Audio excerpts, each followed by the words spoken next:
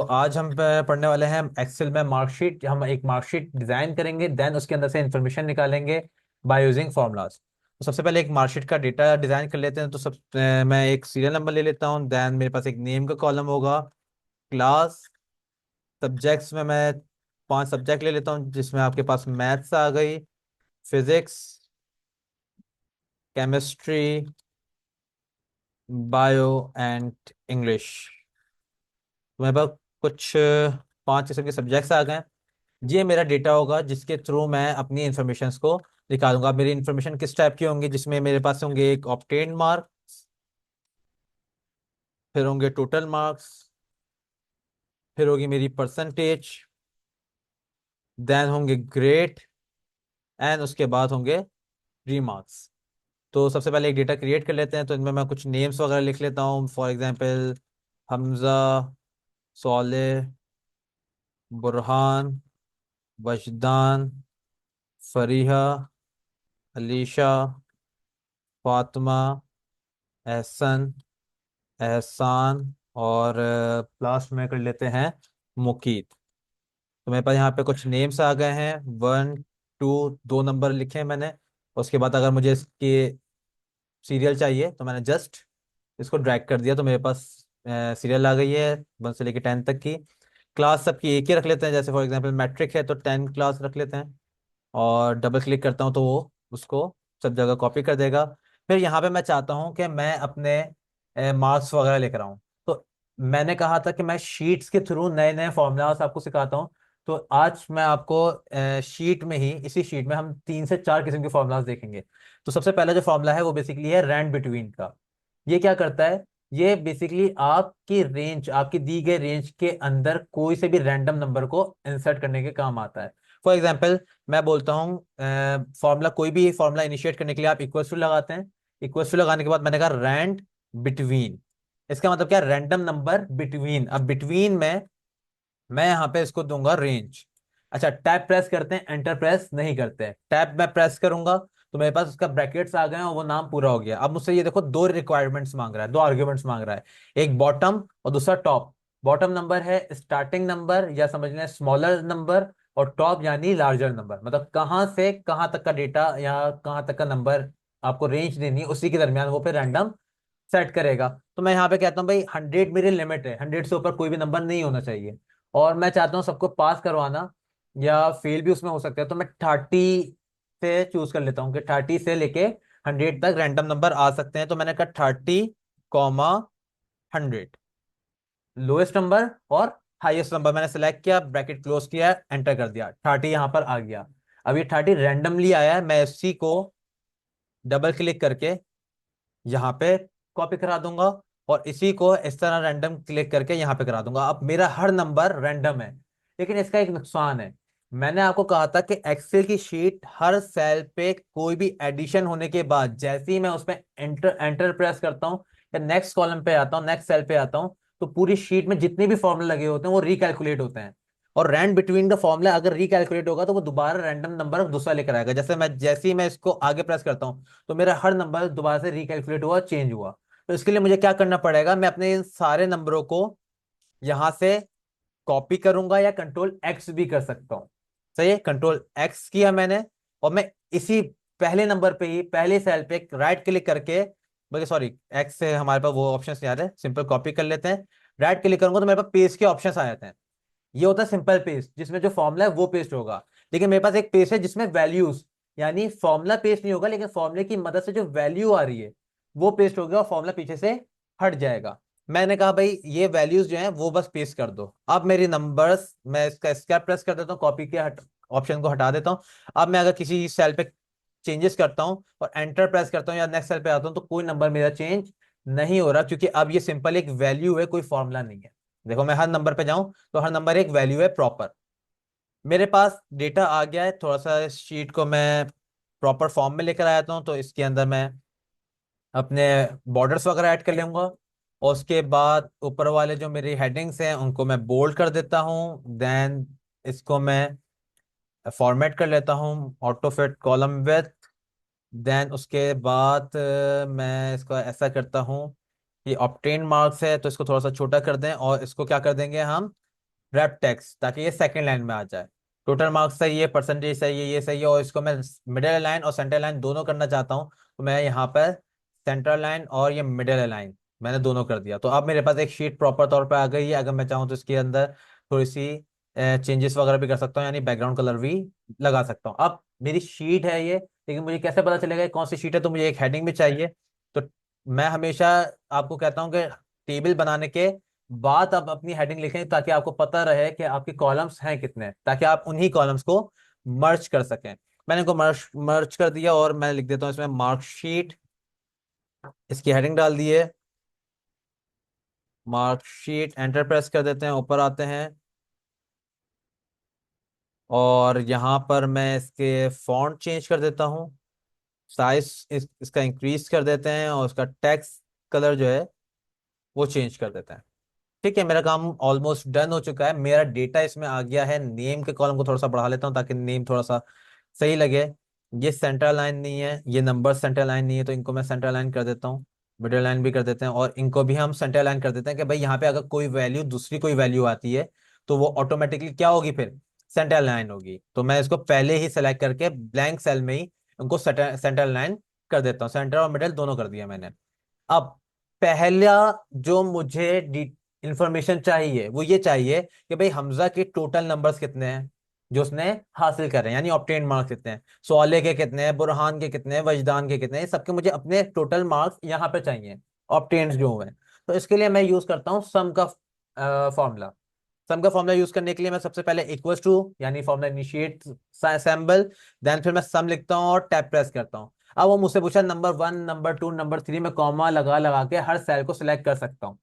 लेकिन मैं रेंज भी सिलेक्ट कर सकता हूँ। रेंज सिलेक्ट करने का तरीका क्या है कि आप पहले सेल पे क्लिक करो, और शिफ्ट के साथ लास्ट सेल पे क्लिक कर दो जहां तक आपको रेंज चाहिए। और दूसरा तरीका क्या है कि आपको सेल के नाम पता है, ये D4 है, और लास्ट सेल जो है मेरा वो है H4, तो मैं D4:H4 भी लिखूंगा, तब भी मेरी रेंज सेलेक्ट हो जाएगी। मैं जस्ट एंटर करूंगा तो मेरे पास यहाँ पे नंबर कैलकुलेट होकर आ गए हैं। मैं इसको यहाँ पे डबल टैप करता हूँ, तो मेरे सबके कैलकुलेशन होकर यहाँ पे नंबर्स आ चुके हैं। अब टोटल मार्क्स कोई फॉर्मूले से नहीं आते। बेसिकली ये जितने पेपर्स होते हैं उतने ही आपके टोटल मार्क्स होते हैं। मेरे पास 5 पेपर हैं, और हर पेपर मैक्सिमम नंबर 100 का है, तो मैं यहाँ पे 500 लिख देता हूँ, जो मेरे टोटल मार्क्स है। इस पे मैं डबल क्लिक करूंगा यहाँ पे, तो 500 आपका हर सेल पे ऑटोमेटिक कॉपी हो जाता है। अब मुझे चाहिए परसेंटेज। परसेंटेज के लिए मेरे पास जो नॉर्मल फॉर्मूला है वो सिंपल सा है कि obtain marks divided by total marks multiply by 100। मैं चाहूं तो इसको मैन्युअली तौर पे, इसको ऑब्टेन मार्क्स भी है मेरे पास, टोटल मार्क्स भी हैं। हर बच्चे का मुझे ऑब्टेन मार्क्स डिवाइड कराना है टोटल मार्क्स से, और मल्टीप्लाई किससे कराना है? 100 से। तो मैं यहां पर आया, मैंने कहा भाई इक्वल्स टू ये वाला सेल, इसमें कोई भी नंबर आए, इसमें कोई भी नंबर आए, मैं 261 नहीं लिखूंगा, मैं यहाँ पे बस सेल का रेफरेंस दूंगा। I4 डिवाइड हो जाए J4 से। मैं क्लिक भी कर सकता हूं, मैंने सेल का नाम लिख लिया, और जो भी आंसर आए उसको मल्टीप्लाई किससे कर दो? बोर्ड मास रूल हमें पता है कि मैथ का रूल है, और आप बोर्ड मास नहीं तो डी मास रूल भी कह सकते हैं। और डी मास रूल का सबसे पहला ऑप्शन क्या है? डी। डी मतलब डिवाइड पहले करेगा फिर मल्टीप्लाई करेगा, और अगर ये पहले मल्टीप्लाई फिर डिवाइड भी कर ले तब भी आपके आंसर में फर्क नहीं आता है। सही है, दोनों एक ही चीज है। मैं यहाँ पे एंटर प्रेस करता हूँ, तो मेरे पास यहाँ पे परसेंटेज आ चुकी है 52.2। इसकी परसेंटेज आई है, लेकिन इसमें कुछ कमी है। अभी तो ये डेसिमल डिजिट 1 दिखा रहा है। कई दफा ऐसा होता है कि मैं इसको पहले सीरीज में पुट कर देता हूँ, तो यहाँ पे एक एक डेसिमल डिजिट आया है। लेकिन कई दफा ऐसा होता है कि हमारे पास डेसिमल डिजिट 3 3 4 4, कभी कभार 5 5 आ रहे होते हैं, क्योंकि ऐसे डेसिमल्स भी होते हैं जिसमें हम डिवाइड करते हैं तो उसकी डेसिमल डिजिट ज्यादा बनते हैं, वैल्यू ज्यादा बनती है। उससे बचने के लिए क्या करें? सेकंड थिंग ये कि ये परसेंटेज सिर्फ इसलिए परसेंटेज लग रही है क्योंकि इसके कॉलम के नाम के ऊपर परसेंटेज लिखा हुआ है, कॉलम नेम परसेंटेज है। इसके अलावा अगर मैं बोलूं, सिर्फ नाम को अगर मैं हटा दूं और बोलूं ये क्या चीज है, तो आप बता सकते हो ये क्या है? नहीं बता सकते, कि इसके ऊपर कोई परसेंटेज का साइन नहीं है। अब अगर मैं परसेंटेज का साइन लगाने बैठूंगा तो मुझे हर फॉर्मूले के एंड में परसेंटेज का साइन भी लगाना पड़ेगा, जो कि ये गलत अप्रोच है। तो इसका तरीका क्या है? तो मेरे पास यहाँ पे होम टैब में एक नंबर का ग्रुप है, इसके अंदर एक परसेंटेज का क्या है? सैंबल है। परसेंटेज का सैंबल सिर्फ और सिर्फ परसेंटेज लेकर नहीं आता, सिर्फ परसेंटेज का सैंबल नहीं लाता, वो उस वैल्यू जिसके ऊपर, जिस सेल के ऊपर आप परसेंटेज का सैंपल क्लिक करते हो, उसको 100 से मल्टीप्लाई भी खुद करवाता है। क्या मतलब, अगर मैं इसको पे क्लिक करके परसेंटेज का साइन दबाता हूं, तो इसने देखो 52.2 को 100 से मल्टीप्लाई कराया, तो ये 5220 हो गया। इसका मतलब मुझे ये हुआ कि मैं obtain marks divided by total marks तो करूंगा, लेकिन मल्टीप्लाई बाय 100 जो मैंने फॉर्मूले में लिखा था वो नहीं लिखूंगा, क्योंकि परसेंटेज का बटन 100 से खुद मल्टीप्लाई कर रहा है और परसेंटेज का साइन भी खुद लेकर आ रहा है। तो मुझे ना 100 से मल्टीप्लाई करने की जरूरत है, ना परसेंटेज का सैंबल लगाने की जरूरत है। मैं कंट्रोल जेड करता हूँ, देन जेड और दोबारा जेड। मैं यहाँ पर आया, मैंने कहा भाई equals to obtain marks divide हो जाए टोटल मार्क्स से। सिंपल, इतना काम करना है मुझे। उसके बाद मैं इस सेल पे आया, और इस सेल पे आने के बाद मैंने बस परसेंटेज का साइन दबा दिया, 52%। और डेसिमल पॉइंट इसने बिल्कुल ही हटा दिए हैं, और मल्टीप्लाई बाय 100 भी इसने खुद से कर दिया है। सिंपल, मैं क्या करूंगा, इसको डबल क्लिक करके ड्रैग कर दूंगा। तो अभी तक हमने दो चीजें, बल्कि तीन चीजें देखी। एक रैंक बिटवीन का फॉर्मूला देखा, हमने ऑब्टेन मार्क्स के लिए सम का फॉर्मूला देखा, और हमने परसेंटेज का बटन किस तरह इस्तेमाल कर सकते हैं और सैंपल किस तरह ला सकते हैं, ये देखा। अब बात आती है ग्रेड्स की। तो जरा इसके ऊपर थोड़ा सा ध्यान रखना, क्योंकि ग्रेड्स के अंदर जो फॉर्मूला लगेगा वो थोड़ा सा कॉम्प्लेक्स होता है। अब मैं यहाँ पे लगाने वाला हूँ इफ। जनरली हमारे पास एमएस ऑफिस जो हम यूज करते हैं, अगर 2016 या उससे पहले का है, तो आपके पास सिर्फ इफ का फॉर्मूला होता है। और अगर आप 2019 और 2021 यूज कर रहे हैं, तो आपके पास इफ्स का भी फॉर्मूला होता है, यानी IFS, इफ्स का भी फॉर्मूला होता है। तो मैं आपको जाहिर सी बात है पहले जनरल चीज सिखाऊंगा कि भाई अगर आपके पास सिंपल इफ आ रहा है, आप 2016 यूज कर रहे हो, 10 यूज कर रहे हो, 13 यूज कर रहे हो, तो आप किस तरह काम करोगे। तो मैं यहाँ पे इफ का फॉर्मूले की मदद से यहाँ पे ग्रेड्स लाऊंगा। तो सबसे पहले तो हम क्राइटेरिया को जहन में लेकर आते हैं कि हमारा क्राइटेरिया क्या होता है। हमारा क्राइटेरिया ये है कि अगर मैं अपने बोर्ड के नंबर्स की बात करूं, तो 80% एंड अबव, 80% एंड अबव अगर होती है कोई वैल्यू, तो वो वैल्यू मतलब वो बच्चा A1 ग्रेड में फॉल करता है। अगर 70 एंड अबव होती है, तो वो A ग्रेड पे फॉल करता है। 60 एंड अबव होती है तो B grade. 50 and above C। 40 and above D। और 40 से बिलो होती है, यानी 39 होती है अगर, तो वो फिर फेल कंसीडर किया जाता है। तो क्या मतलब हुआ सर, भाई मैं अगर 80 ग्रेटर देन लिखूंगा, फॉर एग्जाम्पल मैं यहाँ पे लिखना शुरू करता हूँ इक्वल्स टू, तो मैं यहाँ पे इफ का फॉर्मूला शुरू करूंगा, टैब प्रेस करता हूं, तो मुझसे ये तीन चीजें मांग रहा है। मुझसे ये तीन चीजें मांग रहा है। हमेशा फॉर्मूले की रिक्वायरमेंट्स को मद्देनजर रखा करो कि फॉर्मूले से, फॉर्मूला हमसे मांग क्या रहा है, हमारी आर्ग्यूमेंट्स क्या हैं। पहली आर्ग्यूमेंट है लॉजिकल टेस्ट, कि आप पहले टेस्ट करो, क्या टेस्ट करवाना चाह रहे हो, क्राइटेरिया क्या है, कहना क्या चाहते हो। तब आप अपना सवाल पूछो, और सवाल कैसा होना चाहिए, जिसका आंसर ट्रू में हो या फॉल्स में हो, इसके अलावा कोई आंसर ना हो। सही है। तो मैं से सवाल पूछना चाहता हूं कि भाई जो ये वाला कॉलम है, ये वाला जो कॉलम है, ये वाला जो सेल है 52% जिस पे लिखी हुई है, जिसका मैंने रेफरेंस लिया K4, ये वाला सेल जो है वो क्या बड़ा है 80% से। तो इसका मतलब क्या है कि अगर इसकी अंदर 81% होगी या उससे ऊपर होगी, तो ही बोलेगा ट्रू। अगर 80 भी होगी तो क्या बोलेगा, फॉल्स बोलेगा, क्योंकि मैंने 80% से ग्रेटर रखा है। और ग्रेटर का मतलब 81 होता है, 80 नहीं होता।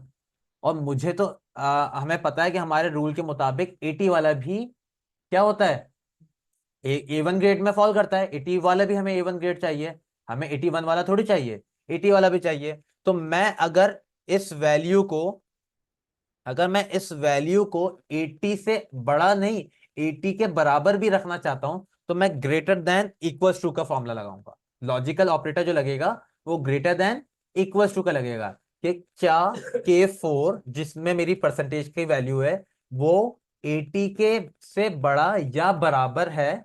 सवाल पूछा मैंने। अब इसके दो ही आंसर बनते हैं, ट्रू या फॉल्स, हाँ या नहीं। तो जैसे ही मैं 80% यहाँ पे लिख दिया, अब मैं यहाँ पे लगाऊंगा कॉमा, क्योंकि मेरी लॉजिक पूरी हो गई। जो मुझे लॉजिकल सवाल पूछना था वो सवाल पूछ लिया। अब मेरा जो फॉर्मूला है वो इसको मैनिपुलेट करेगा, उसको चेक करेगा कि भाई वो जो वैल्यू है ये K4 में, वो 80 से बड़ी है या नहीं। अब मुझसे वो पूछ रहा है कि अगर ट्रू हो, अगर आपका आंसर ट्रू में आए तो क्या करना है, क्या करना है। अब क्या करने का मतलब ये है कि आप इसमें कोई फॉर्मूला भी बना सकते हो, आप इसमें कोई फॉर्मूला नया ओपन भी कर सकते हो, कोई वैल्यू प्रिंट भी कर सकते हो, और एक्सेल के अंदर जितनी चीजें वो सारी अप्लाई कर सकते हो, क्योंकि ये पूछ रहा है कि अगर ट्रू हो तो आप क्या करना चाहते हो। मैंने कहा कि अगर 80 से बड़ी हो वैल्यू, यानी जो लॉजिकल ऑपरेटर है वो ट्रू हो जाए, तो वो A1 ग्रेड को प्रिंट कर दे, कोई नया फॉर्मूला ना खोले, A1 ग्रेड को क्या कर दे, प्रिंट कर दे। और एक्सेल बेसिकली एक डेटाबेस सॉफ्टवेयर है और इसको बनाया गया विजुअल बेसिक के जरिए है, C# का इस्तेमाल करके। तो इसमें हमारे पास हम आगे डिस्कस करेंगे डेटाबेस की जो थ्योरीज है। डेटा टाइप जो स्ट्रिंग होती है, यानी अल्फाबेटिक जो डेटा होता है वो इन्वर्टेड कॉमास में आता है, और जो न्यूमेरिक डेटा होता है वो डायरेक्टली हम लिख सकते हैं। तो यहाँ पे मुझे A1 जो लिखना है, ए बेसिकली अल्फाबेटिक डेटा है मेरा, और A1 लिखने के लिए मैं कॉमा लगाया। देखो अब वैल्यू इफ ट्रू, ये मेरा जो है ना बोल्ड हुआ है, मतलब इसकी वैल्यू लिख रहा हूं मैं। मैंने कहा इन्वर्टेड कॉमा A प्लस, ये प्रिंट करना है। मैंने ट्रू की वैल्यू दे दी, अगर ट्रू हो तो A1 प्रिंट कर दे, फिर कॉमा लगाऊंगा। अब क्या पूछ रहा है मेरे मुझसे, वैल्यू इफ फॉल्स, अगर 80 भी ना हो। अब 80 या 80 से बड़े से मतलब तो यह है कि 100 तक मेरा काम पूरा हो गया। अगर 100% भी होगी किसी की परसेंटेज, तब भी ये A1 ग्रेड देगा। 101 तो होगी नहीं, क्योंकि पीछे डेटा ही नहीं है 101 के लिए, सही है, 100 ही आएगा। लेकिन फॉल्स कब होगी, जब वो 80 से कम होगी, यानी 79, 78 या 0, सही है। तो वो क्या वैल्यू देगा, फॉल्स देगा। मैं फॉल्स में फॉल्स देना नहीं चाहता, मैं चाहता हूं कि वो दोबारा चेक करे। एक दफा चेक कर लिया, लॉजिकल ऑपरेटर लगा लिया कि भाई 80 के से बड़ी या बराबर है तो A1 ग्रेड दे दे, और अगर 80 के बराबर भी नहीं है, यानी 79 है या उससे भी कम है, तो वो दोबारा चेक करे। क्या चेक करे, इफ के जरिए से, इफ के जरिए से दोबारा फॉर्मूला चेक करे। तो मैंने कॉमे में अपना एक फॉर्मूला दोबारा लगा दिया फॉल्स की वैल्यू में। कहाँ लगाया है, फॉल्स की वैल्यू में। मैंने क्या कहा था कि हम ट्रू की वैल्यू में और फॉल्स की वैल्यू में सिर्फ नंबर प्रिंट नहीं कर सकते, बल्कि कोई दूसरा फॉर्मूला भी यूज कर सकते हैं। मैंने कहा ट्रू में तो नंबर प्रिंट कर दो, A1 ग्रेड प्रिंट कर दो, और फॉल्स में कहा कि प्रिंट करने के लिए मेरे पास कुछ नहीं, क्योंकि मुझे अभी और भी क्राइटेरिया है जो चेक कराना है। 70 70 अबव, 80 वो 60 60 अबव, 50 50 अबव, मुझे 4 5 क्राइटेरिया और हैं जो मुझे चेक कराना है। तो अगर ये वैल्यू फॉल्स होगी तभी तो वो क्राइटेरिया पे जाएगा। आप अगर वैसे थिंकिंग के हिसाब से सोचो कि पहले वो K4 को चेक करेगा, अगर उसकी वैल्यू 80 या 80 अबव होगी तो वो ट्रू करके A1 ग्रेड करके प्रिंट कर देगा, फॉल्स पे जाएगा ही नहीं। फॉल्स पे कब जाएगा, जब ये वैल्यू क्या हो जाएगी, फॉल्स हो जाएगी, यानी आपकी वैल्यू 79 हो, 78 हो, 68 हो, 58 हो, जो भी हो, तो वो फॉल्स पे जाएगा। फॉल्स पे जैसे आएगा तो फॉल्स पे मैंने कोई वैल्यू प्रिंट करने के लिए नहीं बोला, मैंने फॉल्स पे बोला दोबारा फॉर्मूला लगाओ, दोबारा चेक करो। क्या चेक करो कि भाई क्या K4, अब देखो मैं सेल क्लिक नहीं कर सकता, सेलेक्ट नहीं कर सकता, तो मैंने सेल का रेफरेंस खुद लिख लिया। मैंने कहा भाई क्या K4 बड़ा है या बराबर है, बड़ा है या बराबर है 70% के। क्या K4 बड़ा है या बराबर है 70%। अब इसमें कौन कौन से नंबर आ गए, 70 भी आ गया, फिर 71 से लेके 79 भी आ गया, ये सारे नंबर आ गए।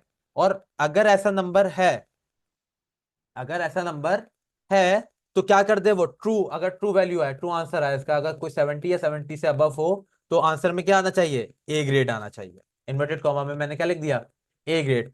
एक और कॉमा लगाया। अब मुझे से क्या मांग रहा है ये, वैल्यू है फॉल्स, अगर 70 भी ना हो, 70 से भी कम हो वैल्यू, फिर क्या करना है, मैंने कहा दोबारा चेक करो, इफ, टैब प्रेस किया। अब मुझसे क्या पूछा है वो दोबारा, क्या चेक करना है, मैंने कहा भाई K4 को चेक करो कि क्या वो वैल्यू बड़ी है या बराबर है किसके, 60% के। लॉजिकल ऑपरेटर दे दिया, 60% से बड़ी है या बराबर है, कॉमा, लॉजिक देने के बाद अब मैं बोलूंगा कि अगर इसकी वैल्यू ट्रू हो जाए तो क्या प्रिंट करे वो, बी प्रिंट करे, और अगर फॉल्स हो तो दोबारा चेक करे वो, क्योंकि अब क्राइटेरिया कौन सा बाकी है, सी वाला बाकी है। मैंने कहा भाई इफ, अब चेक करे कि क्या K4 बड़ी है या बराबर है किसके, 50% के। अगर 50 से बड़ी या बराबर आ जाए वो, तो प्रिंट क्या करना है उसे, C ग्रेड प्रिंट करना है। और अगर नहीं, फॉल्स वैल्यू दे रहा हूं, अगर 50 या 50 के बराबर भी नहीं है, उससे भी कम है, यानी 49 है, 48 है, तो क्या करे, दोबारा चेक करे। फॉल्स है वैल्यू, तो दोबारा चेक करे कि मेरी वैल्यू यानी K4 के अंदर आने वाली वैल्यू क्या बड़ी है या बराबर है किसके, 40% के। अब आपको भी पता है कि 40% वाला भी डी ग्रेड डिक्लेयर होता है, डी ए कैटेगरी में फॉल करता है। 40% जब भी मैंने इक्वल टू इसमें लगाया है, अगर ये बात सही है, अगर ये बात सही है तो क्या प्रिंट करे, डी प्रिंट करे। और अगर ये भी बात गलत निकले, तो अगर ये बात कब गलत निकलेगी, जब वो बंदा या आने वाली वैल्यू 40 से भी कम होगी, यानी 39 होगी, 39, 38, जीरो तक और माइनस में, मतलब सो ऑन। तो वो वाली परसेंटेज तो हम लेते ही फॉल्स में यानी फेल में। सही है। तो अब मुझे कोई क्राइटेरिया चेक नहीं कराना, मुझे बोलना है कि अगर इस काबिल भी नहीं है कि उसकी परसेंटेज 40 आए, तो उसको कहां पे ले जाओ, फेल प्रिंट कर दो। फॉल्स में अब मैं कोई एफ नहीं लगाऊंगा, अब मैं क्या लगाऊंगा, एफ, एफ प्रिंट करवा दूंगा। अब आता है मेन पार्ट, यहां पर आके मैं एंटर नहीं कर सकता। यहां पे अगर आप नोट करो तो मेरे हर दफा ब्रैकेट ओपन होने पर ब्रैकेट का कलर जो है वो चेंज हो रहा है।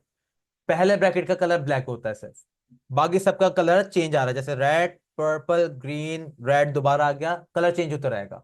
मुझे सारे ब्रैकेट्स बंद करने हैं, मुझे सारे ब्रैकेट्स बंद करने हैं। अब मैं लाइन से शिफ्ट दबा के जीरो प्रेस करना शुरू करूंगा। पहले ये ब्रैकेट बंद हुआ, फिर ग्रीन वाला, फिर पर्पल वाला, फिर दोबारा रेड, जब तक कि मेरा लास्ट ब्लैक वाला बंद नहीं हो जाता मैं जब तक के दबाता रहूंगा। जब मेरे पास ब्लैक ब्रैकेट आ जाए एक दफा, वो समझ जाओ फर्स्ट ब्रैकेट पे पहुंच गए, आपका फॉर्मूला कंप्लीट हो गया है। अब जहनों में सवाल आता है कि सर K4, यहां पे लिखा हुआ है K4 40 से बड़ा या बराबर है तो डी प्रिंट करे। तो सर 60 भी 40 से बड़ा ही होता है, 80 भी 40 से बड़ा होता है, तो वो डी प्रिंट कर देगा।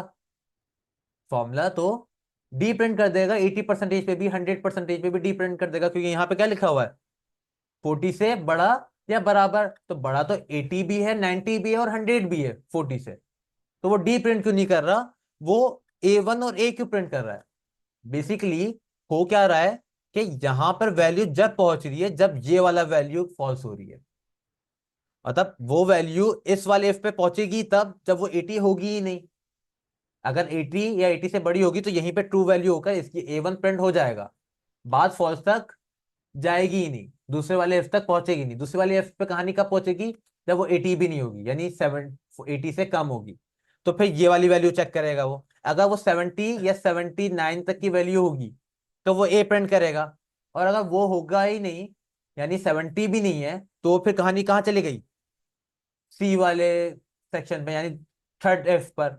तो हमेशा पहले वो ट्रू वैल्यू को चेक करेगा, और अगर ट्रू पहले ही में नहीं है तो जब भी वो फॉल्स में जाकर दूसरा एफ चेक कर रहा है, और अगर ट्रू मिल जाएगा तो वो बाकी एफ को चेक ही नहीं करेगा।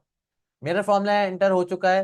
होपफुली कि आप लोगों को बात समझ में आ गई होगी कि ये फॉर्मूला किस तरह चल रहा है, और इसको कहते हैं nested if. Simple formula F कहलाता है, ये है नेस्टेड एफ। बेसिकली मुझे फर्स्ट टाइम है तो आपको एफ का फॉर्मूला समझाना चाहिए था कि एफ क्या होता है, लेकिन सिर्फ एफ समझाने से आपको प्रैक्टिकल एग्जाम्पल का अंदाजा नहीं होता। इससे आपको प्रैक्टिकल एग्जाम्पल भी मिल रही है, और आपको ये भी पता चल गया कि हम एफ के अंदर एक लॉजिक देते हैं, सवाल पूछते हैं, लॉजिकल ऑपरेटर्स हमारे पास लेस देन, ग्रेटर देन और इक्वल्स टू, ये तीन किस्म के होते हैं। तो मैं एक लॉजिक देता हूं और उसके बाद इंतजार करता हूं कि उसका आंसर क्या आता है, ट्रू आता है या फॉल्स।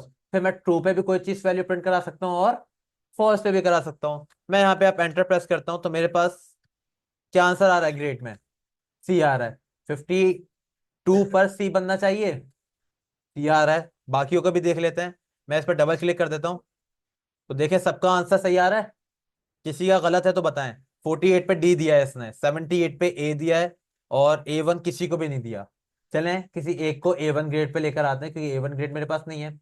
सर हमने फॉर्मूला क्यों लगाया, हम हाथ से लिख देते, ABC तो लिखना था, परसेंटेज को चेक करते, डायरेक्ट लिख लेते। लेकिन बेटा शीट एक दफा बनती है एक्सेल में, फॉर्मूला एक दफा बनता है, और ये फॉर्मूला डायनेमिक होता है। अब मुझे इस फॉर्मूले को चेंज करने की जरूरत नहीं है अगर यहाँ पे मैं मैट्रिक की जगह 9 की शीट बना रहा हूँ तो। अब एक साल मैट्रिक में आप लोग को, अगले साल मैट्रिक में दूसरे बच्चे होंगे, उसके अगले साल दूसरे बच्चे होंगे, तो हर दफा मुझे ये डेटा चेंज करने की जरूरत नहीं है, मुझे सिर्फ उसे उनके नंबर्स लिखने हैं। डेटा खुद ही चेंज होगा। किस तरह? अभी मैं यहाँ पे कि सबसे कम वाला कौन है? डी है। डी ग्रेड किसका है? डी ग्रेड है अलीशा का। चलें अलीशा को कहाँ पे लेके आते हैं? A1 पे लेके आते हैं। तो मैं यहाँ पे A1 के लिए जाहिर सी बात है 80s में मुझे नंबर चाहिए, 80s में या 90s में। मैं अलीशा को दे देता हूँ 95 मैथ्स में, 90 फिजिक्स में, 85 केमिस्ट्री में, बायो में इनको फिर 95। A1 में पहुंच चुका है वो। अलीशा अभी से ही A1 में आ गई, फॉल करती हैं। और मैं सिर्फ यहाँ पे नंबर, यानी मैं अपना डेटा चेंज कर रहा हूँ, मैनिपुलेशन और इंफॉर्मेशन खुद आ रही है मेरे पास। ये है एक्सेल का मेन पर्पस, कि डेटा आप बस डालो, डेटा एंटर करो, डेटा पुट करो, आंसर इंफॉर्मेशन एक्सेल खुद देता है। क्लियर है? अब बात है रिमार्क्स की। या तो आप रिमार्क्स भी जाहिर सी बात है, ए ग्रेड, A1 ग्रेड है तो मार्वलस, ए ग्रेड है तो एक्सलेंट, बी ग्रेड हो तो गुड, सी ग्रेड आए तो फेयर, डी ग्रेड आए तो पुअर, और एफ आए तो ब्रिंग योर पेरेंट्स, अपने पेरेंट्स को बुला के लेकर आना।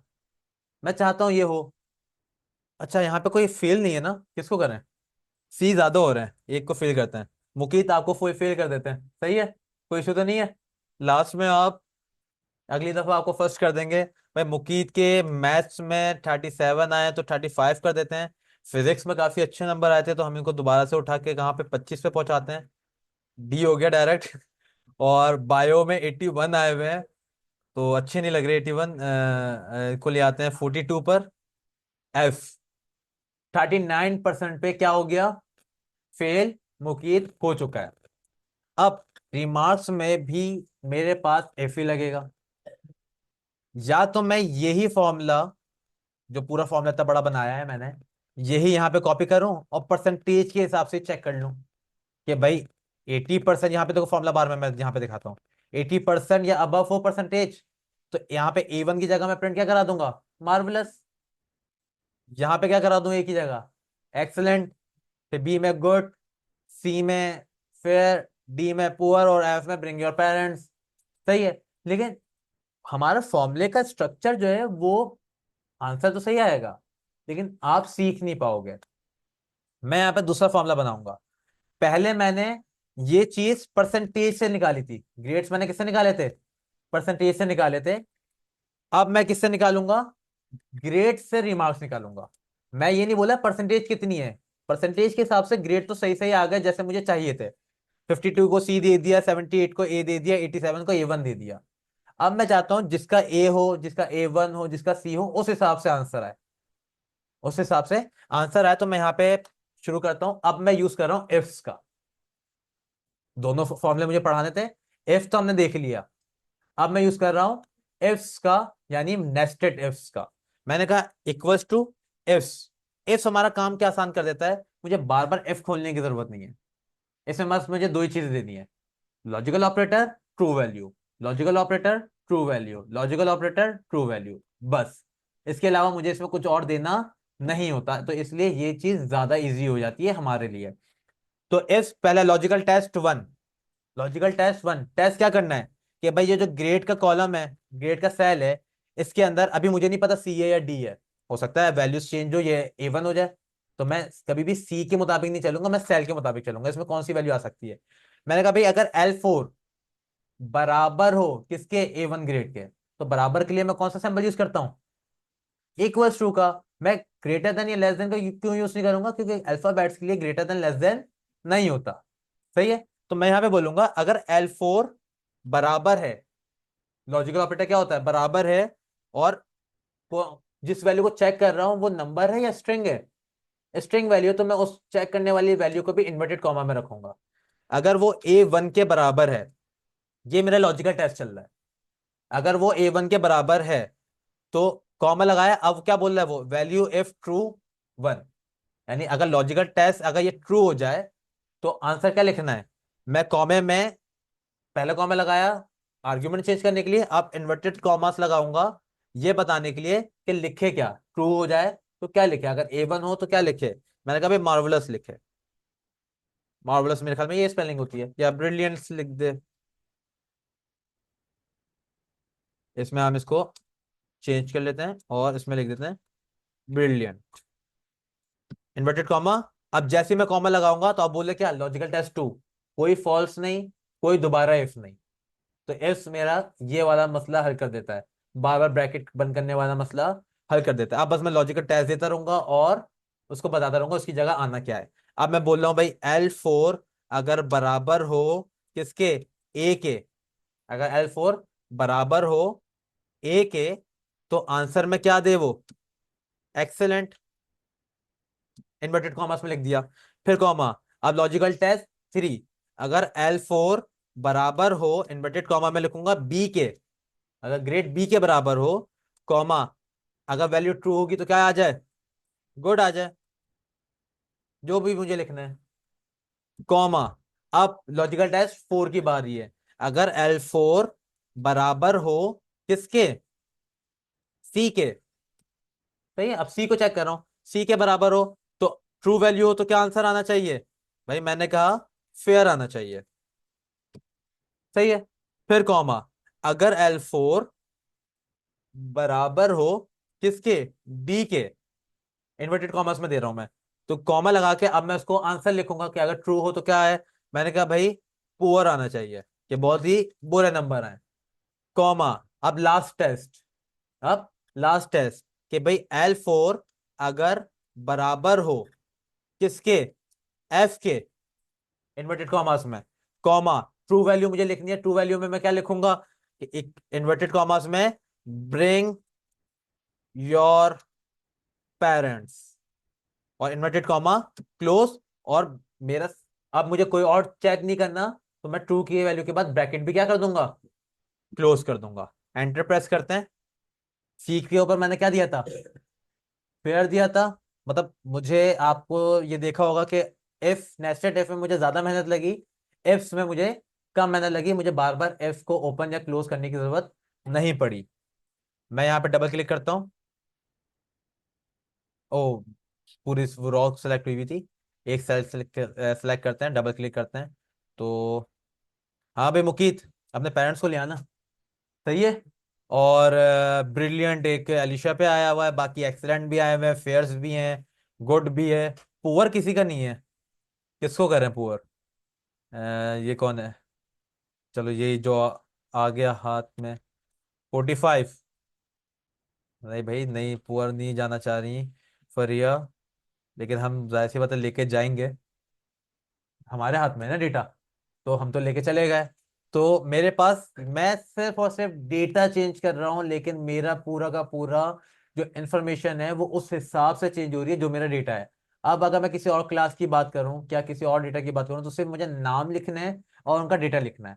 मुझे उसमें उसके ऑब्टेन मार्क्स, उसकी परसेंटेज, उसकी ग्रेड, उसके रीमार्क्स खुद से मिलेंगे।